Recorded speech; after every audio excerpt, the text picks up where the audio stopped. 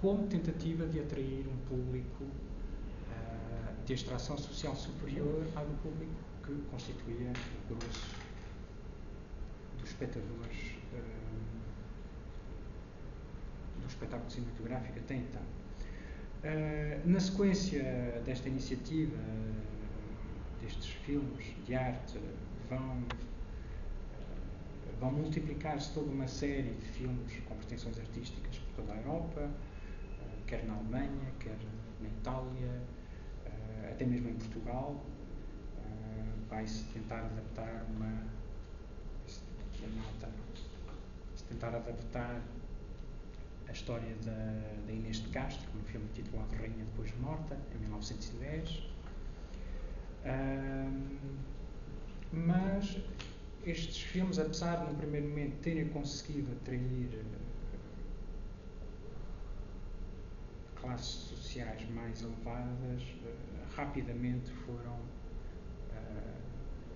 ou perderam interesse, ou rapidamente essas classes voltaram as costas de novo ao cinema.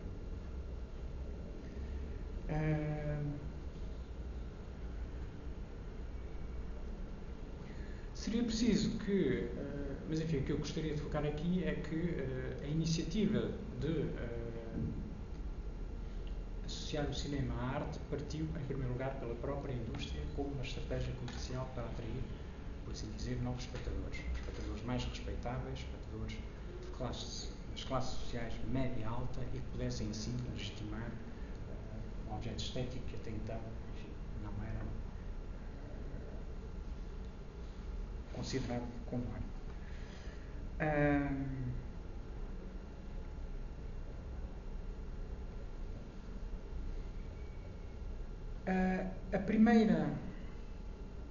Apesar destas primeiras tentativas, só já no fim ou na fase final da Primeira Guerra Mundial é que pela primeira vez na Europa um número considerável de teóricos, de críticos, de escritores, de intelectuais, enfim, vai considerar ou vai começar a refletir sobre o cinema como arte. Isto depois de ver pela primeira vez o cinema americano, que entretanto se tinha continuado a desenvolver nos Estados Unidos, nomeadamente com o cinema de David Ward Griffith ou com o cinema do Cecil B. DeMille, por exemplo, um filme que vai provocar muita discussão acerca dos séculos do cinema em França. Vai ser distribuído em Portugal no título Máquina de Fogo, do Cecil B. DeMille. E com esse cinema, os europeus, estes críticos, estes intelectuais vão descobrir é que, afinal, o cinema, tal como o teatro e a literatura de 1800, conseguia contar histórias, conseguia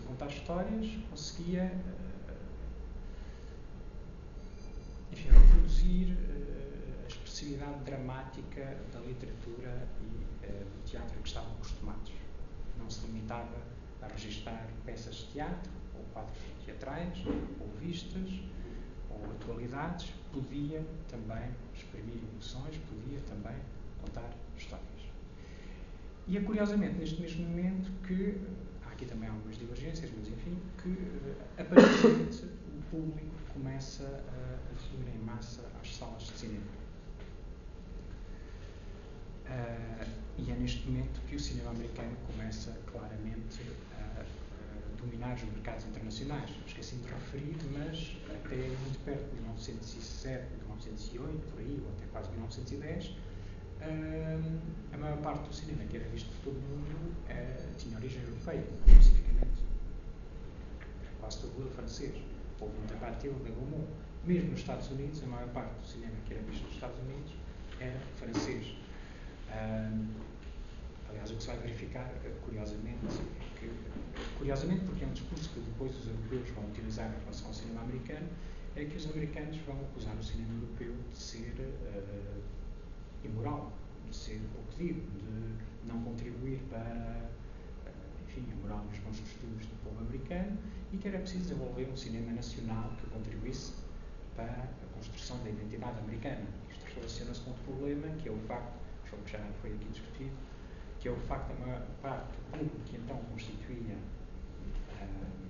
o público das salas de cinema ser constituído por crianças e imigrantes. Crianças, mulheres e imigrantes. Daí que o cinema europeu, e principalmente o cinema francês, fosse visto como, até pelos seus próprios temas, muito pouco adequado ao puritanismo do público americano, ou pelo menos da ideia que se queria formar da identidade americana. E é a partir desse momento também que o cinema americano se vai tentar desenvolver no sentido de construir histórias com heróis positivos e moralmente edificantes. Mas, como dizia, isso vai ser um processo lento. Nos Estados Unidos, através de vários mecanismos defensivos e protecionistas, vão acabar por conseguir expulsar, literalmente, o cinema europeu e gradualmente, a pouco a pouco, vai se impondo nos mercados internacionais. Até que, por alturas da Primeira Guerra Mundial, não apenas por causa da perda de mercados provocada pela Primeira Guerra, como também pela destruição da própria indústria cinematográfica francesa, no caso francês, na Alemanha isso já não se vai verificar,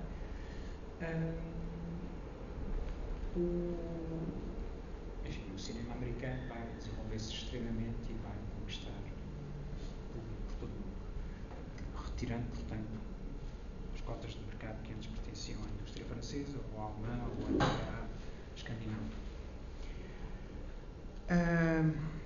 Dizia eu, curiosamente, é neste momento que pela primeira vez, portanto, finais da Primeira Guerra Mundial, 1916, 17, 18, que de forma mais sistemática se começa a desenvolver um discurso sobre o cinema, uma reflexão sobre o cinema como arte. E é também pouco tempo depois que começam a surgir os primeiros cineclubes.